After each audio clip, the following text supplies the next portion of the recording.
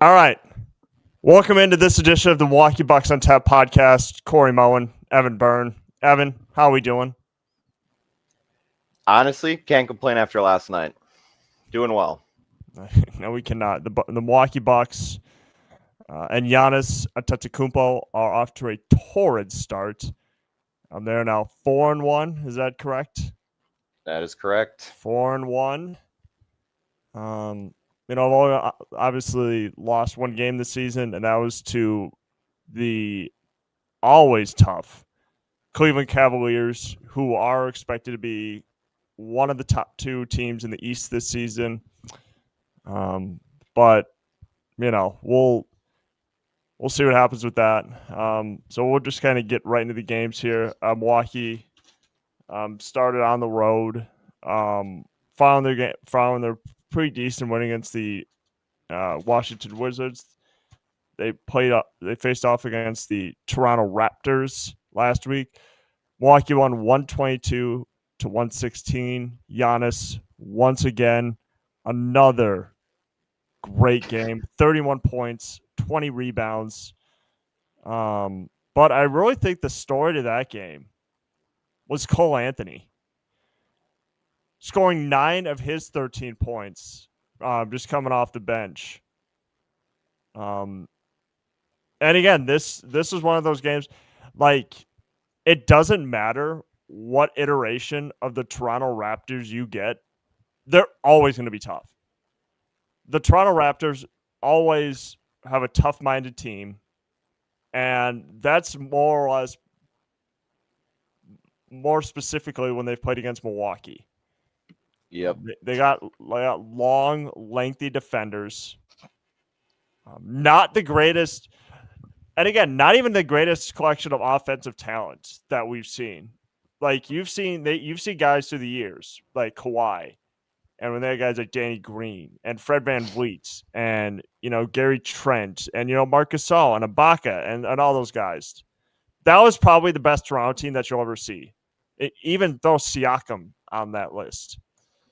This team doesn't even have like a good collection of offensive talent. It's just they're so well coached and so tough-minded that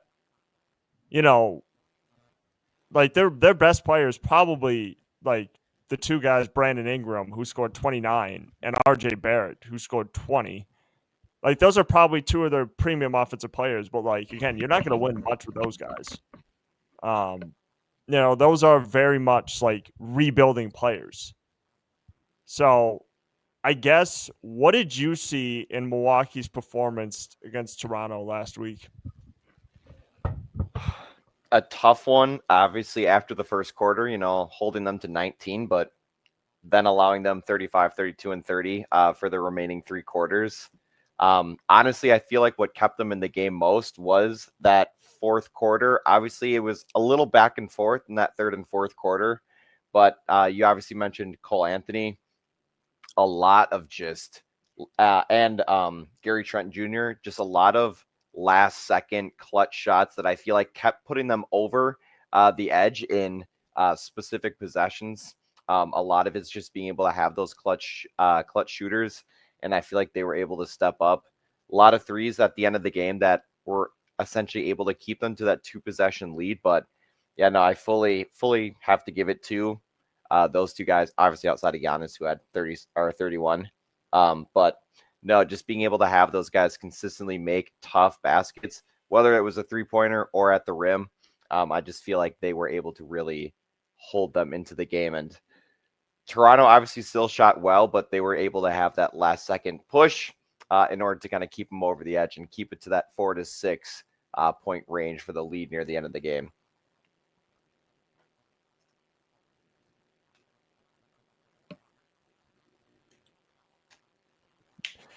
The one concern that I have is, while Cole Anthony played great, I do think the concern, I think that's going to be heading really very much into the year, is can this team consistently get scoring from other players outside of Giannis?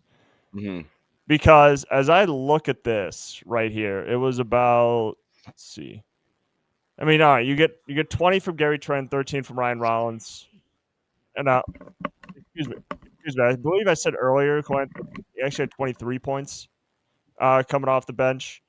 Like he was huge, and I think when you watch Cole Anthony, I don't think you realize number one how high that man can jump. Like he can, like when people say jump out of the gym, Cole Anthony can very much like jump out of the gym. Like he is just like you see how he can jump. It's just like, oh my god, like he's got hops for days. Like that reverse layup he made against that he made Mm-hmm. against him, I The was like, picture's tough. oh wow, I've never like Cole Anthony was a bargain. Milwaukee's had backup point guards through the years, but they weren't as much of a playmaker as Cole Anthony was.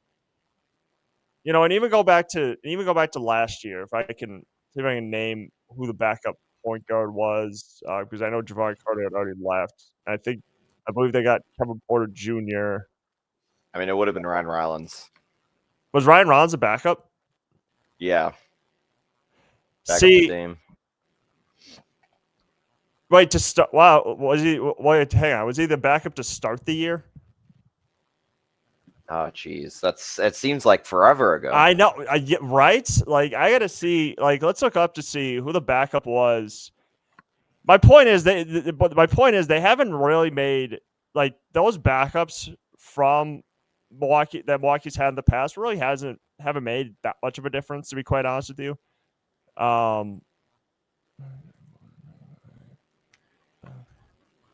Like they it might have been or Pat Connaughton. Oh, jeez, that's not good. Yeah, I really think it was. Obviously, they got Kevin Porter Jr. later, but yeah, it would have been Rollins or Connaughton. But I know Connaughton didn't really play. Yeah, because I'm really trying to see if like. Oh, was it Dion Wright? DeLon. DeLon, Yeah. my bad. Yeah, my Yes, bad. I yes. read that. It's not that was either.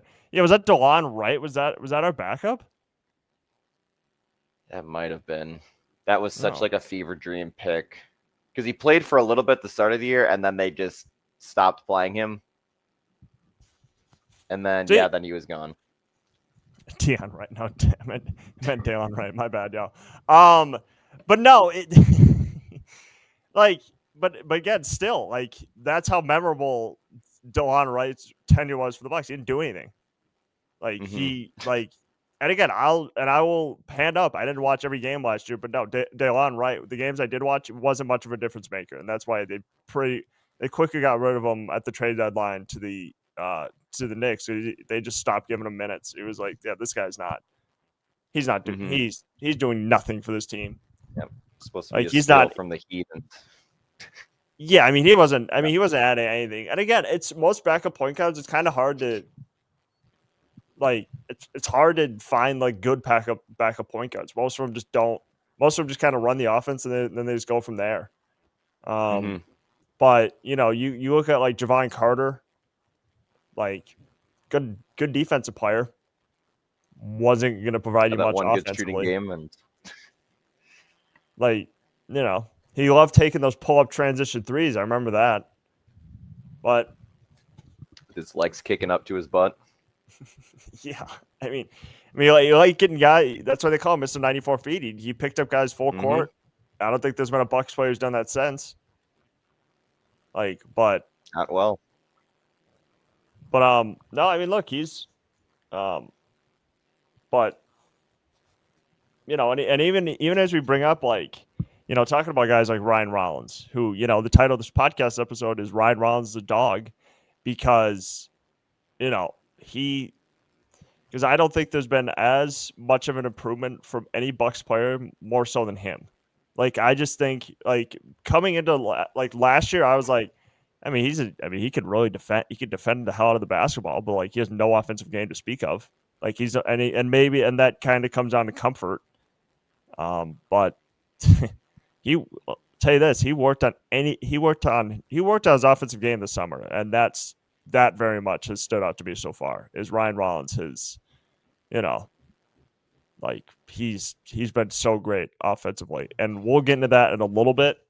But for now, we're gonna move on to the next game. This is Milwaukee's lone loss of the week. Yeah, It this happened. game irritated me. Yeah, it was. It was against the Cleveland Cavaliers. Milwaukee lost 118 to 113. Mm-hmm. Here's a quick stat for you.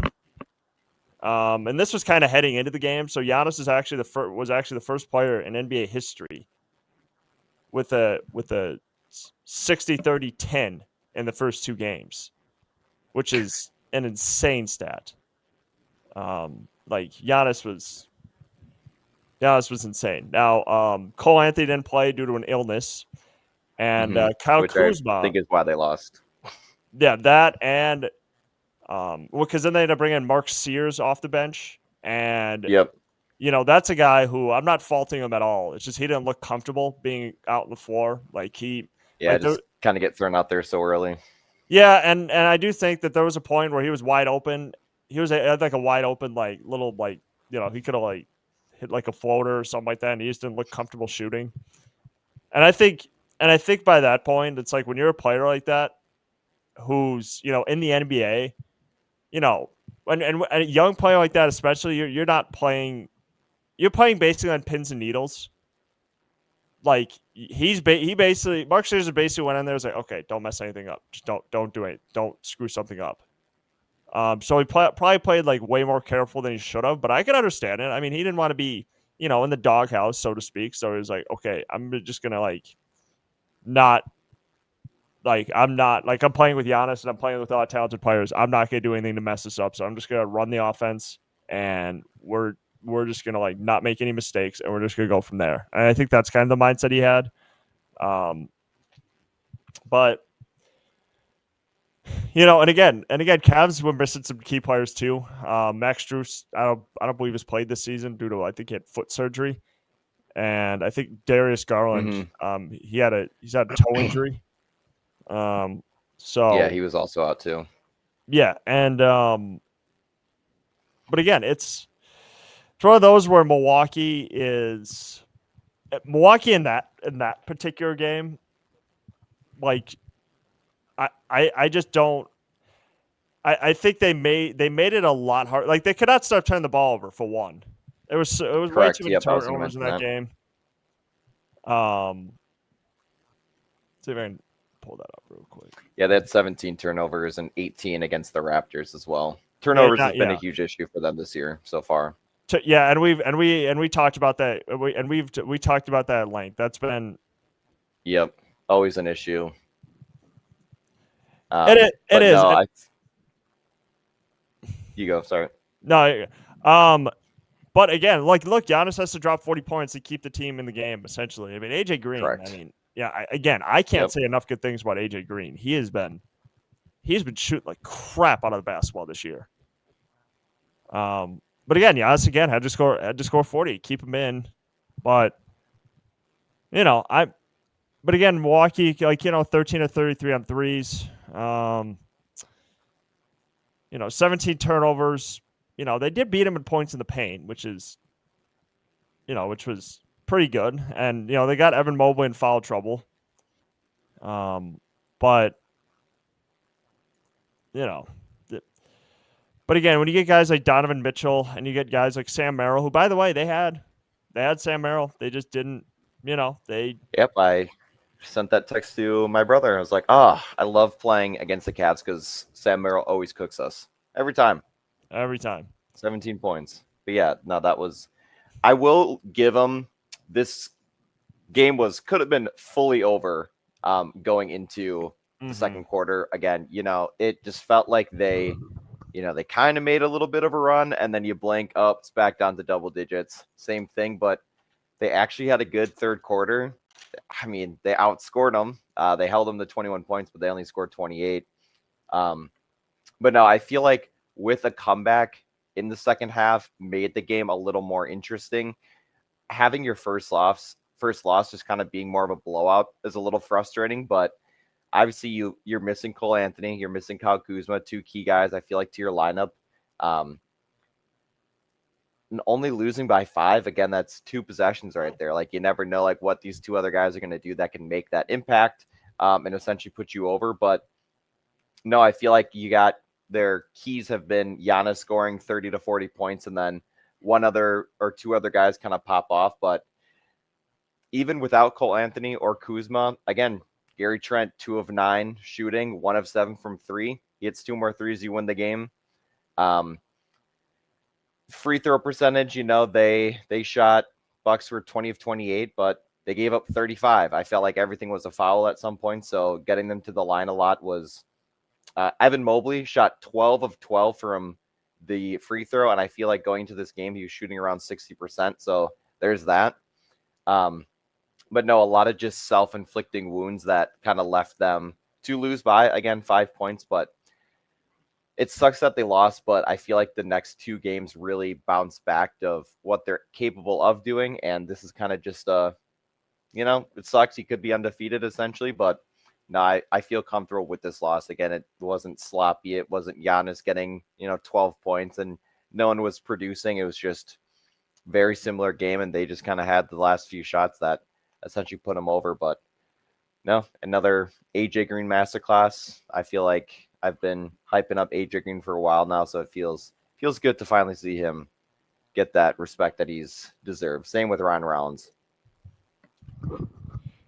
Yeah, because essentially this game would have been over, but like AJ Green hit that deep ass 3. Yeah, holy. Like, yeah, the left wing deep near the left buzzer. wing. That bitch looked like it was from like Toledo. Like he just that's how deep it was. Like it was so. It's like. Whew. Wow, I cannot believe he hit that first of all. But again, like you mentioned, it was a bit of a foul fest, especially on Giannis. Giannis shot 16 free throws. Like it was, he went to the line so many times, and again, Evan Mobley, like last year's Defensive Player of the Year. It's like, all right, Giannis one of them. It's like, all right, cool. Like he just. And again, Giannis has actually improved a little bit from the line. He went 11 to 16. He only missed 5 free throws. That's pretty. Yep. For him, I would consider that to be really, really good. Did he get a 10-second this game also? I know he got one. Another game opening night. I think that might have just been against the Wizards. I think in this one he did pick up a technical foul. Okay. I know there was something else besides that. No, and I do think that and again, you rarely see Giannis get like that frustrated with the officials, but if he thinks it's like egregious, that's really the only time he argues. I do think he has respect for the officiating, but I think sometimes that, like you just don't know how to officiate Giannis. Like it's like, and again, I give credit to the officials because I do think they do the best job that they can, but he is a guy. But like with how powerful he is kind of like Shaq in the realm of like you just don't know how to officiate him. Like, are you gonna call every foul to like just like because you can't because like nobody wants to see every foul get called because reasonably it's kind of like everybody in the NFL holds every play. You can't sit there and call every foul, or else it's just gonna be like an unwatchable game. Like at some point it's like, all right, well that's marginal contact. He's not that. He didn't like nothing happened to him. So, what are you going to like? You don't want Giannis sitting there shooting 30 free throws. Like, because I do think sometimes he, and again, all guys do it, but like, sometimes you do get into the thing of like foul baiting where you jump into a guy or something like that. Or you get hacked or something like that. I mean, really, guys have to really put their like best foot forward and like really hack them in order to call a foul because I don't think that reasonably NBA officials can call everything. Correct. But yeah, like we said, first that was their first loss of the season, but they did rebound with a 121-104 to 111 victory over the New York Knicks. This one, like, few things are certain. Number one, Giannis is still great. Number two, whoever suggested they should trade Giannis for Karl Anthony Towns, like that, like should be investigated for fraud, because like I watched Karl Anthony Towns just get completely locked up by Kyle Kuzma of all people. And no disrespect to Kuz, I think he's done a lot better on the defensive end more so than in years past. But dude, Karl Anthony Towns scored 8 points. He scored 8 points, and and Cat's biggest thing, and the reason why I've kind of talked about Cat at length. Like, Cat's a great player. Don't get me wrong, but he picks up the most idiotic fouls that you can imagine. Like, where he'll have like Gary Trent guarding him, and he's like elbowing him in the face, or he's like, or he's like raising his elbow to Adrian. It's like, dude, and like Reggie Miller was saying it throughout the broadcast, it's like, why is he doing that? He doesn't need to do that. He doesn't need to pick up these like dumb fouls that he does. Like, that's the reason why. And also he's not like a great defender, so that's the other reason why I would not want Karl Anthony Towns. Jalen Brunson, dog. Like, there are certain guys that are like, I watch him and I'm like, how is he doing what he's doing? Like, Jalen Brunson is just a really, really crafty player. Like, that's really what this just boils down to. He is just so crafty, like around the rim, around the basket. Like, he finds angles. Like, he's not the quickest guy. People have said this about him. He's not the quickest guy. But dude, he just, he's like basketball fast, where he can just like get past you and it just doesn't mean anything like for any team that's like guarding him.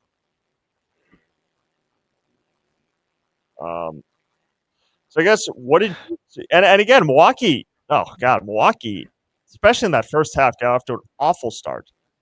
Yep, that was 59 at the half. The bus, like it's still close enough, but obviously you're gonna have a big second half. And with our pass in the third quarter, you never know. And sure enough, they had an incredible third quarter, 35-20.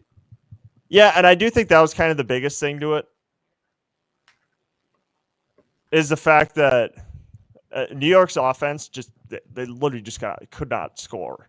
They had a huge amount of trouble scoring in like the last two quarters, essentially, especially in that third. I mean, that third quarter, that offense, that 71 to 59 lead at the half quickly evaporated because New York was just so bad, and well, not bad, but like stagnant offensively. Yep. Yeah, they scored more in the second quarter than they did in the second half. Yeah, and again, I actually have the stat here. The Knicks only scored 40 points in the second half. So that tells you everything that you need to know, how great Milwaukee's defense was. And Milwaukee just, the scary thing about their offense is it's one of those things where Giannis is drawing all this attention.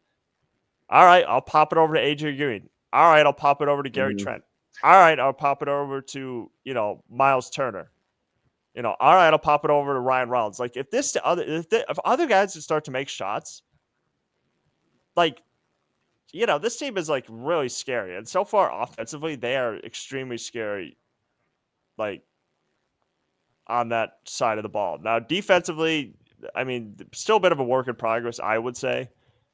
It's more specific players than it is a team. Yeah. And I do think that our bench unit, while it has talented offensive scorers, defensively, I'm not sold on them yet, especially when it comes to, when they have to face off against guys that are bigger than them. Because I do think Bobby Portis, while he's good, I mean, he's going to allow a lot of offensive rebounds. He's not like a great defensive player. And, I mean, you get guys like Taurean Prince. Taurean Prince can play a little defense.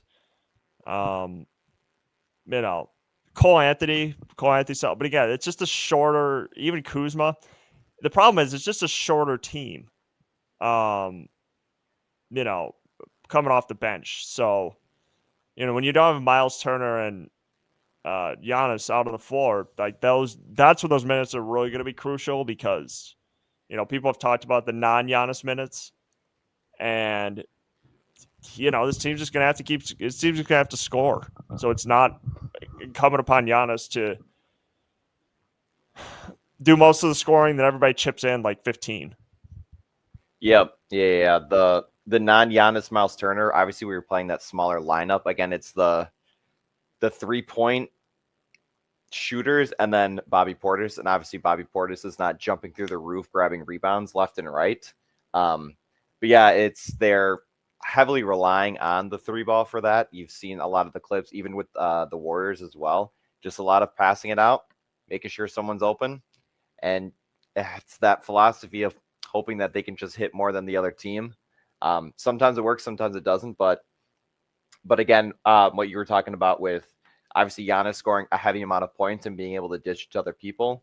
Obviously, we'll talk about Ryan Rollins in the next game, but honestly, like he balled out this game too. 25 points, 8 of 11 shooting, 4 of 4 from 3. So you got these guys in the starting lineup. Again, he's taking place of Kevin Porter Jr. With him being hurt.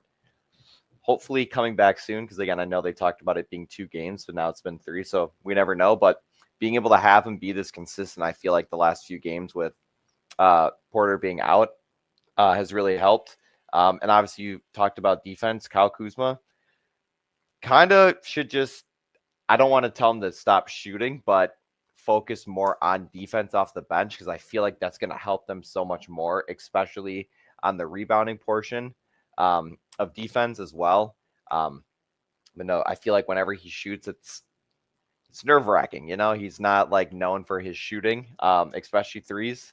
But no, I feel like being able to hold Karl-Anthony Towns, because he's been the biggest issue playing the Knicks the last season, especially was it the Christmas game where they just Brook Lopez obviously made a huge difference, but now I feel like he's always cooking us. And now that we got a little faster and a little younger, it definitely helps. But no, that was a good comeback game. And I feel like this is like the Bucks team that I expect for this season. Not always having to come back, but being able to hold a team in the second half who's primarily known for getting to the hoop.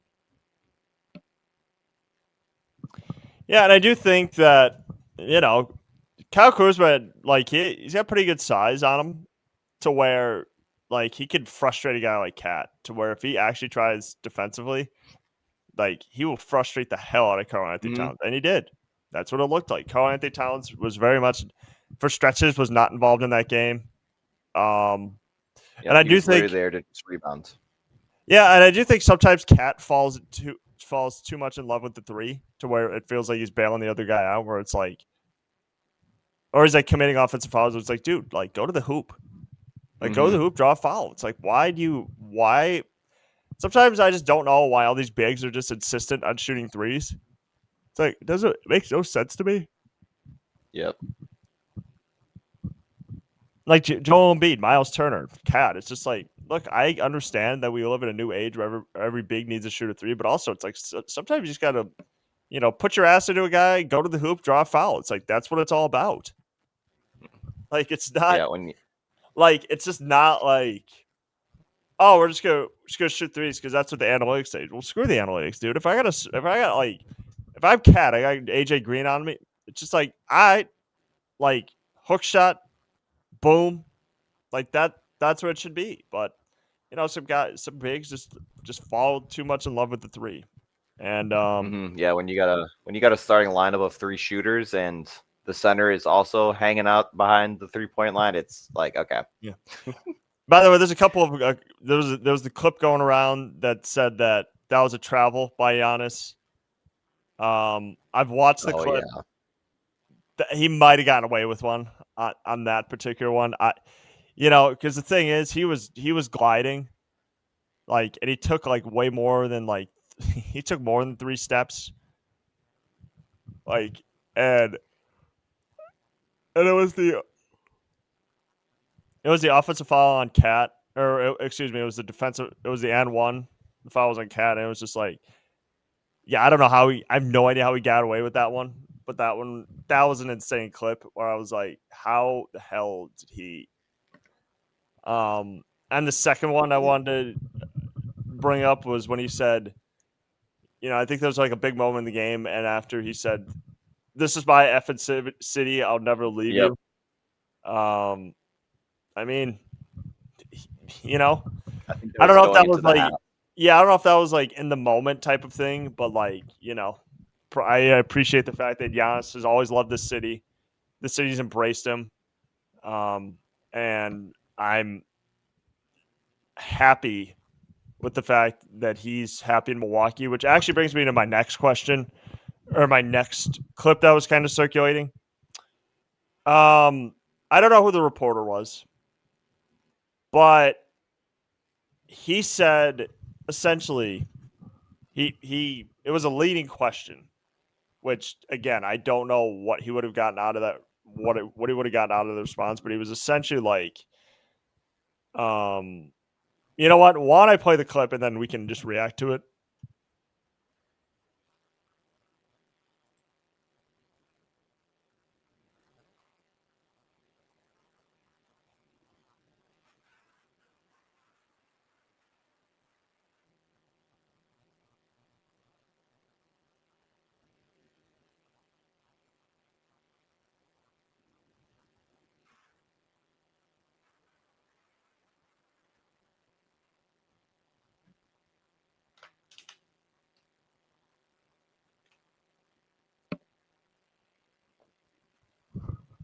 Oh well, while I get that set up, yeah, just you know, it's just one of those things where like I'm tired of like now we're in season, so it's like his future really doesn't matter, and these hack reporters are just continuously trying to get him to say something.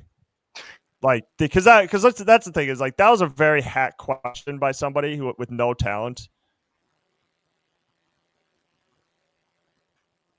Let's see if I can find it.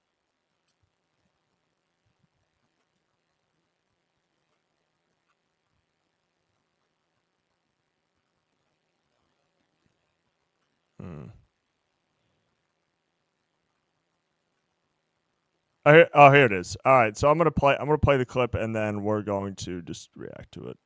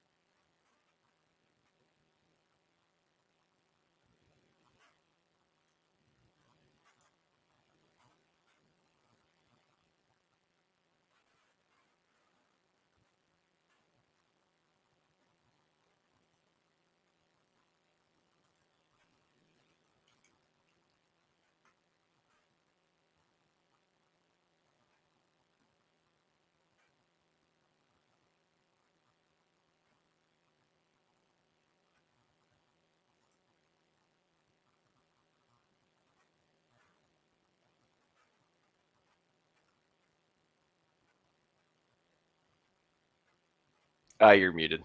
There you go. Okay. Where's your reaction to that? Yeah, it's one of those things where, again, you're asking someone who's now been in the league for going into his 13th year or 13th season, I should say. It's one of those things where, again, you're trying to fish something that's just not there, or again, like you said earlier, just trying to get a reaction or thinking that this person or this player is going to say what you want. And it's also something that can also be twisted, or not, I wouldn't say edited, but twisted, saying like, oh, Giannis saying this, like, is he gonna, I don't know. It's frustrating because it's always the the comments that are frustrating too, whether it's from more reporters or like the Kendrick Perkins or the analysts like that, or even people in the comments saying like, oh, like this means Giannis is going to, and it's like, okay, everyone knows, if everyone in Milwaukee or Wisconsin knows, like, all right, this means nothing to us, but in like a negative way, but to everyone else around the world, it's things are getting shaky in Milwaukee, or Giannis is this or that. And yeah, it's always annoying because I just feel like it's a repetitive, never-ending cycle, and it's going to happen until the end of his career here in Milwaukee. But it's just one of those things where it's annoying and it's just never going to end. And there's always that one big one a year where people will always come back to. Yeah, and again, like my thing, kind of my thing with it, because I'm assuming this guy is talented enough to like ask a question like that. Correct. You know, when he's in the presser, he's not, you know, I've never been in a presser, but I would assume he would have time to think about that question. Mm-hmm. I like the reason why I just think that it just doesn't take any talent to do that is just because of the fact that, you know, I think that any presser that any of these journalists do, you want to show up there with a purpose, right? And I think that you want your question, you want to ask a good question, and you want your question to be answered. Yep. I just think that by asking, like, oh, was that report to the Knicks true? It's like, number one, I feel like you would have been doing that job long enough to know he wasn't going to answer that. That's a LaMelo Ball kind of question. Like, that's not, like, that's maybe a question that if you're chopping it up on a podcast, maybe. But even that, I don't even think he'd answer it. Mm-hmm. But, you know, also, you are trying to get him to say something. They just beaten the Knicks. Giannis had another great game.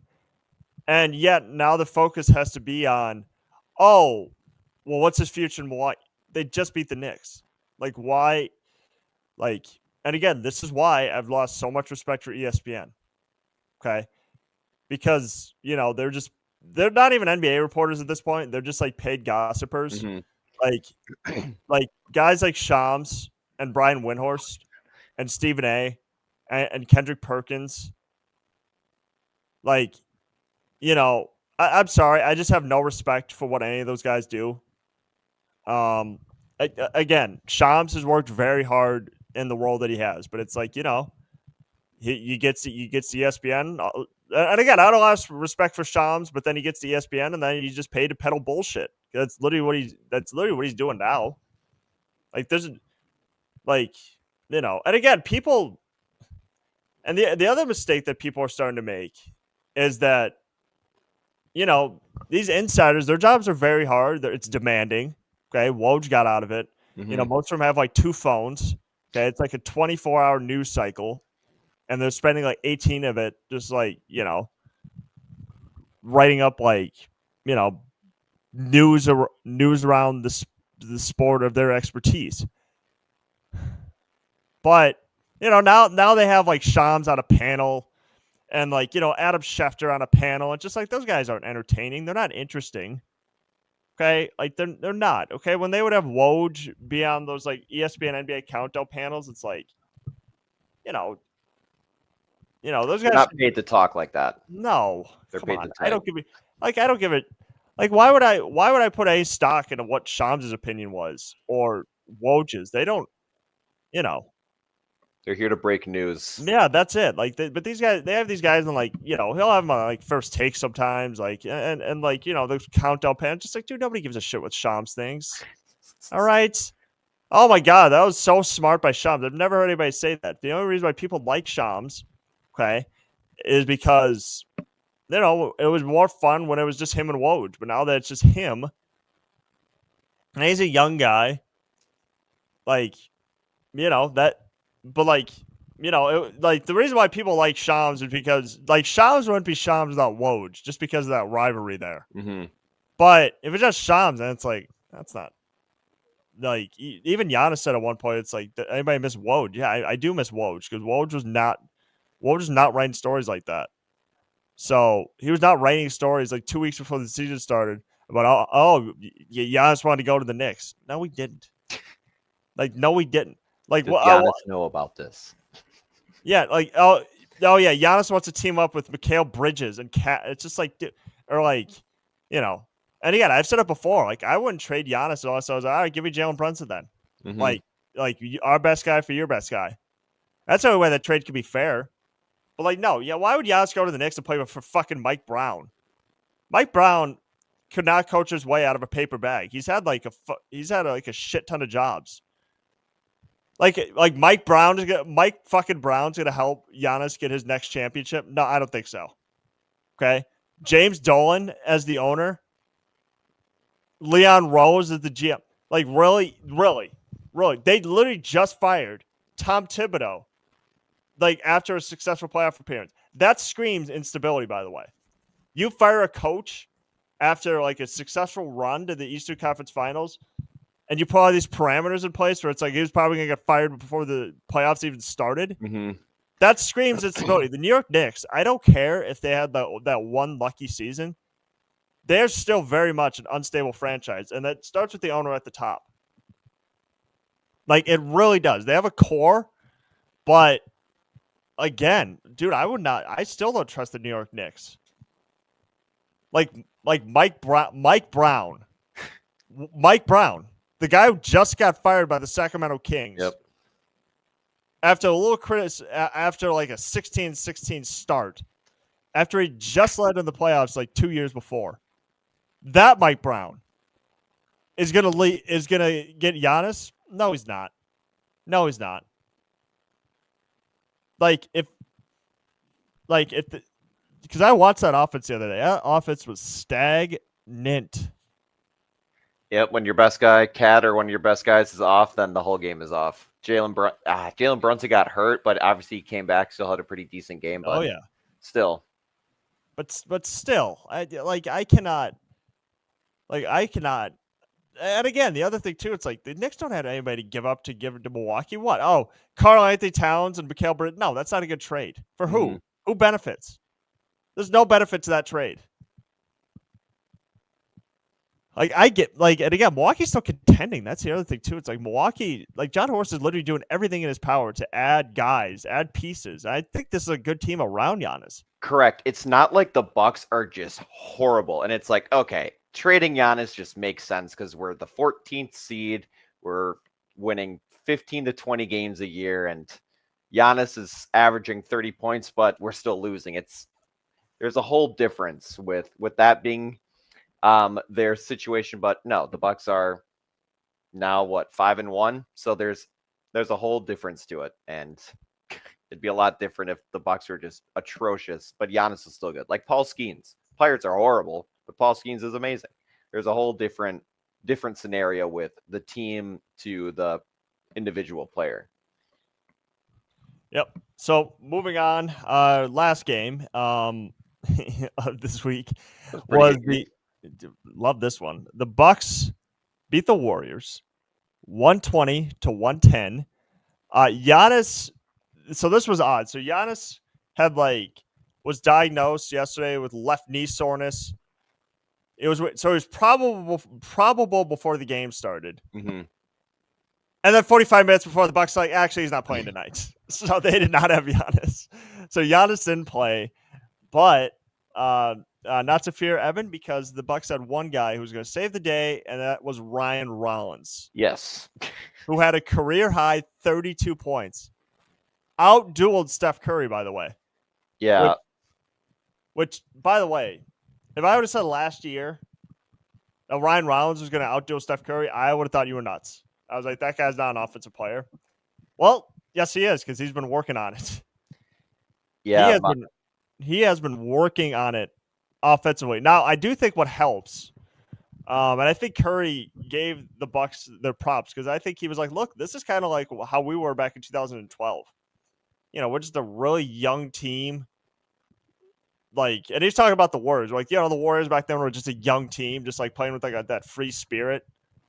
And I do think that the youth of Milwaukee got to Golden State. Golden State still is very much. Golden State's an older team. Mm-hmm. Okay, Steph Curry, older player. Draymond Green, older player. Al Horford. Yeah, Jimmy, Al Horford. Yeah, like, now, granted, they got some young guns like Pazinski, Mm-hmm. like Kuminga, Beal. Minga, Or not Beal. Healed. Buddy Bucket. Buddy Bucket's. Although I thought what? Oh yeah, Brad Beal's on the Clippers. I forgot. But they got Pod. They got like you said, Buddy Hield, Kuminga. Kuminga played really well last night. I was like, Yep. that guy. I like him. I don't know why they were dragging their feet on a contract for him, because he was Kuminga's tough. I'm pretty sure he made all of his free throws. Yep, 8 of 8. But I but the one thing I will say about the Warriors, they do love to complain.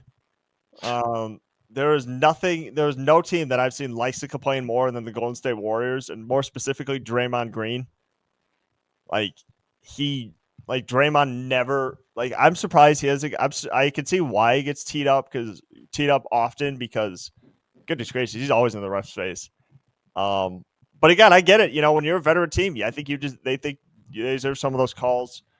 But look, Ryan Rollins yesterday just played with that free spirit, and they just couldn't do anything with him. And when it wasn't Ryan Rollins, it was Myles Turner or AJ Green or Prince or Bobby Portis. But again, when you play against an older team like that, it's like those young guns, home crowd and stuff like that. It's tough to beat. Yep. Yeah. Everyone who scored for the Bucks scored at least 10 points, double digits. I think my favorite thing about this game is seeing the recap video, and it's Steph Curry and then Ryan Rollins on the other side. Nothing gets better than that, knowing that Ryan Rollins outscored the MVP on his left.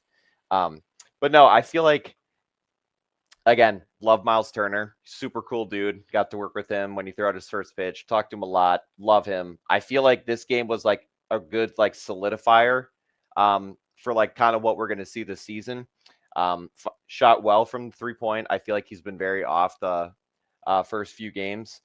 Efficient in the paint. Good overall game from him. Again, without Giannis, he's pretty much their next guy to kind of be that leader. Kuzma again getting the starting lineup. 4 of 10. Not too bad. Kind of what we're expecting, that 10 to 15 points.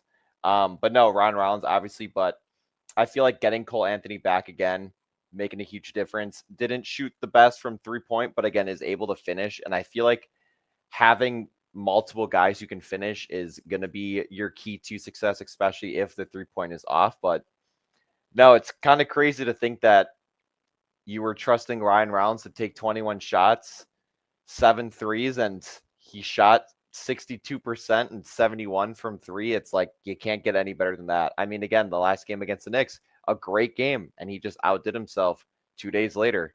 But no, it's cool to see that, again, we're having these guys step up, and not just for one game, but hopefully for multiple. And again, I think Ryan Rollins is going to be that guy.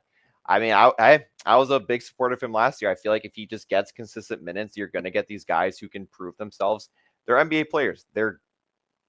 Whether they're the MVP or the 15th man on the bench, they're still an NBA player. They're going to be able to produce some way. But no, I just feel getting consistent minutes for him is going to allow. Now, he's not going to do this every game, but still, he could be a 15-point scorer or even a 20-point scorer eventually, but here or there. But no, it's cool to see these guys step up in big ways. Seeing him shoot, and then always seeing Giannis get up and pointing at him, or looking and just seeing the bench, I feel really boosts confidence in some of these guys. And no, it's cool to see him, AJ Green, even Bobby Portis will get the crowd hype, but seeing these under the radar guys kind of start proving and getting NBA attention or league attention is cool. And it's exciting because you never know how they're going to be down the road with playoffs or just bigger moments of is this a guy who's worthy of the ball besides Giannis? Because when it's just Giannis, people know where the ball is going. But hey, you never know with Ryan Rollins. He could be a guy with the final shot sometimes.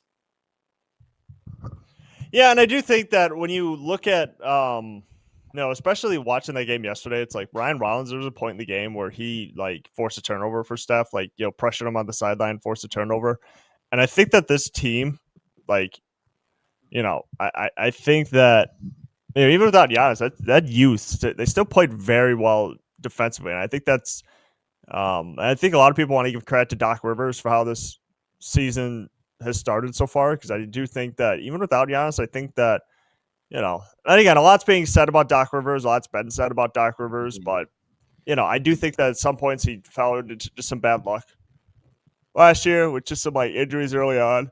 Yep. And maybe and again, I will say this, as much as I think Dame has supported Milwaukee, like supported the Bucks, I just don't know if the buy-in was like fully there for him. Because like Giannis was putting up good numbers last year. I just don't know if he was putting up like spectacular because Dame also needed the ball in his hand. And again, I can understand why they made that swing. It was a good trade, but like I think now more or less you get a guy who you're gonna get a team who's gonna more or less want to play team basketball a little bit better. But like when you get guys like Kevin Porter Jr. and Ryan Rollins, like they don't like they're good players, they're not like established players. That was like the Drew Holiday trade. People know Drew Holiday, but he's not known for his 3-point shooting, and he needs the ball in his hand and he's going to score. You get a guy who can complement him well. People thought he was going to complement him, but they did for times. But at the end, they both needed to score. Yeah, and I think, which is fine. I mean, I think Milwaukee knew what they were getting into with that, but and I also think the fit to it too. Like, I think everybody generally just likes playing in Milwaukee. I just don't know if Dame just didn't want to be here, and that's fine. That wasn't, I don't think he hates like the fan base or anything like that. I think it's more or less like a culture shock for him, where it was like, I mean, Milwaukee's Milwaukee, but like I don't, I don't necessarily. Like, this is not where my family is. Like, and like I mentioned before, he's going through a divorce, like his first year there. So it was just, I think there was just a lot kind of working against him. His kids were living in Portland. So I just don't know if, going from Portland where he's been all throughout his career to Milwaukee, if that was like, oh my God, this is going to be a little different. So, kind of moving on to our last few podcast topics. So Kevin Porter Jr. has obviously missed 3 games in a row 3 or 4 games in a row due to that left ankle sprain. Yeah, he hasn't played since the opening game. Well, so should Ryan Rollins take over as the starting point guard? I feel like it could be, I would be fine with either or. I feel like with how Rollins has established himself these last 2 games, I feel like if he can consistently be, again, we shouldn't rely on him to score 25 to 30 points because it's not going to happen every single game. Again, getting a career high yesterday with 32. I would be comfortable having either or in the starting lineup. I don't mind Ryan Rollins. I feel like he's a lot more fit for starting over Kevin Porter Jr. I feel like that quick speed off of the bench from Kevin Porter Jr. can be a good like substitution into that next, I want to say like 6 man, not 6 man because that's Bobby, but like a 7th or 8th man in that second rotation.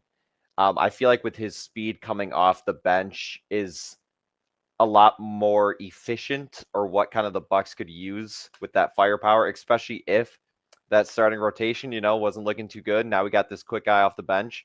Have him go to the hoop. Have him get a couple threes. I kind of lean Ryan Rollins as a starter. I don't hate either or, but I'm like a 70-30 or 60-40 going for Ryan Rollins. But again, if you told me he was going to go back to the bench and Kevin Porter Jr. would start, I would still feel okay with it. I just think that right now, since Ryan Rollins is like scorching hot offensively, I would just keep him in the lineup. It's like, Yep, why would keep him in until it changes, and if it doesn't, cool. It's like, why would you? It's like, the thing is, he provides so much punch and juice to this team. It's like, dude, it's like he has evolved offensively. It's like, I would not, like, you just go 31 points. Like, dude, I don't want to mess with that. Yep. Like, why would you? You Like, broke, again, don't fix I like KPJ, but it's like, I just think that, Ryan Rollins is providing more of a punch offensively. So, like, so far, like, it's just not even. I don't know. I just think he just complements the other guys well. I just think he complements guys like Giannis and Trent and AJ Green, because like I think he is a weapon to shoot, and even Myles Turner. Like you got about 4 weapons to be able to shoot the basketball, and then you have Giannis, who's going to draw so much attention. To where why would you want to bring Kevin Porter Jr. back into the fold when Ryan Rollins is really thrived in that role? And again, nobody saw this coming. This is a shock to me too. Yeah. Like, this is a shock that Ryan Rollins even doing this. But no, I would very much keep Ryan Rollins like in the starting lineup. Yeah, if it's working and it continues to work, cool. Maybe if he starts to slow down, Kevin Porter Jr. starts to show that more punch to the bench, and you throw him back in the starting lineup and it works, cool. But yeah, if it ain't broke, don't fix it, and let it ride until maybe it's starting to get. And I wouldn't push it for too long. Again, if he like slowly starts to regress, I wouldn't keep forcing it again if it's not there. But no, yeah, keep him in until you can kind of see either obviously an increase or, fingers crossed, not a decline. You ever want to pray for a decline on your own team. But yeah, no, if it starts to kind of fade away a little bit, then maybe make a change. Yeah, and by the way, this is a good problem to have too. Like, yeah, this is a great. That was like with the whole Andrew Vaughn thing. Like, yeah, you have Reese Hoskins, but now Andrew Vaughn is just raking. It's like, keep him in there. He's doing well. Yeah. Last topic of the day. This podcast clip with Myles Turner seemingly calling out Tyrese Halliburton, which would make me think that there's really no love lost between the Myles Turner and the Pacers after he left the franchise following 10 seasons. We're gonna play the clip.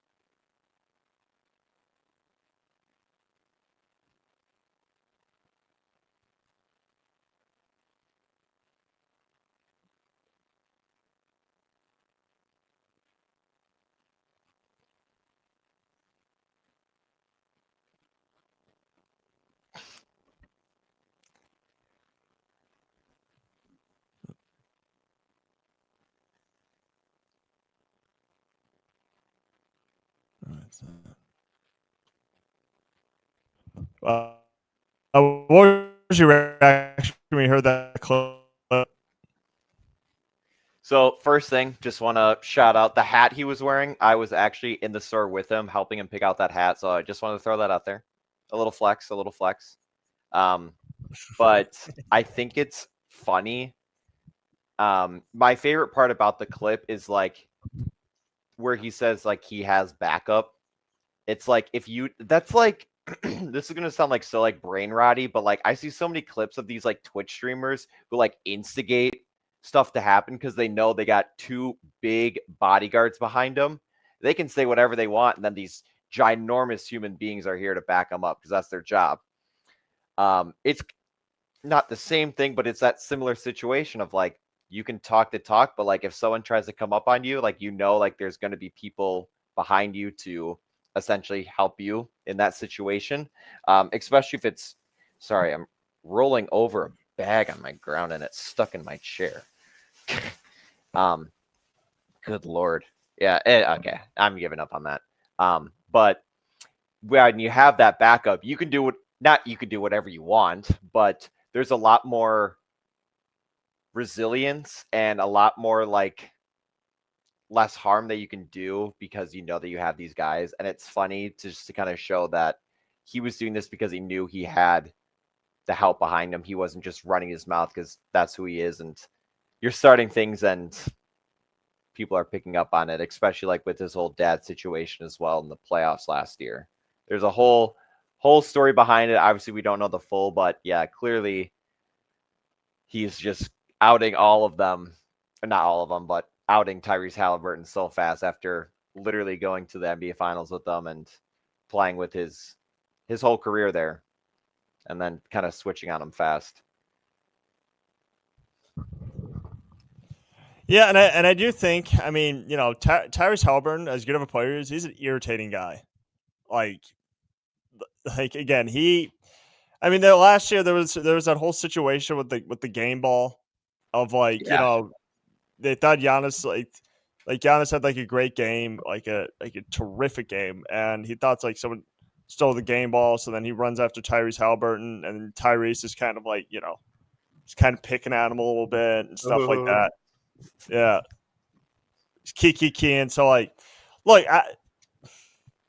and then, you know, and then his dad's like, you know, then his dad's getting in Giannis's face and stuff like that. Like, it's just, you know, that whole family. Did you see that clip where he's like, "Oh, I didn't know my dad was on the court," where he's like, someone showing him the clip on his phone in the locker room? I saw that was going viral a few weeks ago. He's like, "Oh, I didn't even know he was out on the court. Oh, come on, man." And it's like, all right, man, shut up. Well, I don't. And again, I do think in the post game and stuff like that, when Tyrese hit that shot, I do think there is an element to where maybe he didn't know. I do want to be fair to that specific situation. Yeah, I'll give him that. Like, I do want to be fair to that specific situation because, again, there's a lot going on. I think his dad should have been on the court? Probably not. But again, Tyrese Halliburton, like, and again, look how the Pacers have started. They have nothing without Tyrese Halliburton. They're 0-4. That team is going nowhere this season. They have no talent. Okay, and here's what I mean: the players that as currently constructed, like, play a lot better with Tyrese Halliburton. Them alone by themselves, they're like a playing team. Okay, and now keep this in mind: they're gonna have two of their key rotational players going to be gone for like Obi Toppin's going to miss a month. Benedict Mathurin's going to be out a little bit. Like, and they had to sign two guys just to like fill roster spots because they just don't. They signed Mac McClung so that they could fill a roster spot. Like, they don't. And TJ McConnell's out, so that team is being smoked with injuries right now. And look, this is going to be a really tough coaching job for Rick Carlisle because look, there's just not a lot of, you know, they're really going to have to wait. They're really playing at this point for 2026 because, you know, it's just, you know, Halliburton's the engine of that franchise, and without him, it's like, you know, who else do you got? Mm-hmm. Like, it's just not a good. It's not even a good team. Like, and again, they just came very close, but you know, Halliburton unfortunately blew out his Achilles, which again, we don't wish for that. Hope for like a speedy recovery. And again, if I were him, I wouldn't even try to come back this year because don't. We've seen players try to come back from Achilles injuries too early. Trust me, it's not worth it. But again, he's going to come back next year, and hopefully he's going to come back, you know, a lot better. But at this point in time, it's like everybody knew that as soon as Halliburton suffered that injury, it's like, yeah, the Pacers aren't going anywhere. There's no way they can't improve that roster. No, that roster was good with what it was because of Tyrese Halliburton and, you know, the players that they had with them. But, you know, without Myles Turner, it's like, you know, who's protecting the paint? I think they play the Pacers on Monday. I was going to say I feel like they're playing them soon. That's going to be a good game. Might get heated. Yeah, with obviously Tyrese being out, it's a little different, like on the court. But no, that's going to be a good game. Is it a home game? No, it's an away game too. Woo! But before we get to that though. Play tomorrow. They play tomorrow afternoon against the Kings at home. Nice little 4:00 game. Little matinee. You going to that? I am not. It's Bango's birthday, and the Brewers. We got asked to bring the mascots there, but I will be across the street at the UW Milwaukee Panther Arena for your Milwaukee Admirals. Okay. All right. But yeah, I wish I could go because then I can go down and do all the cool stuff. But well, realistically, how many games do you hope to get to this year? I only went to 2 last year, but working with a lot of Bucks people, I got a little plug, so hopefully a couple more. I want to go to at least like 3 to 5. That's my goal. Yeah, because you're a little farther away from Fiserv, right? Like, well, how? Yeah, I used to be walking distance. I'm probably only like 5-minute drive. Not too bad, but a lot different than walking. I get it. And you know what? With the current, not to get, I'm gonna get a little political for a second. With the current state of our economy, ticket prices are a little astronomical. Mm-hmm. And again, the Bucks tickets, especially, that's probably like a once or twice a year thing for me. Like, I just don't get out to Fiserv Forum that often. That's mostly because I'm not a huge fan of driving to Milwaukee, so I just don't go to that many. I just choose not to go to as many Bucks games. But yeah, like I said. So yeah, like I said, next 2 games, Kings and then Pacers. Yep. And then a back-to-back with the Raptors again in Toronto. Both games in Toronto. Yeah. Oh, I hate those. Yep. So then, it's done. I hate that. So then we're done playing the Raptors for the year. I think away. Oh, what? Oh, then they're playing. Oh, then they're gonna be coming home. Well, that's stupid. So then the Raptors. So we have to go back to Toronto after we just play them in Toronto. See, I hate the NBA schedule sometimes. Makes no sense. The NBA schedule makes no sense. So, do you got anything else?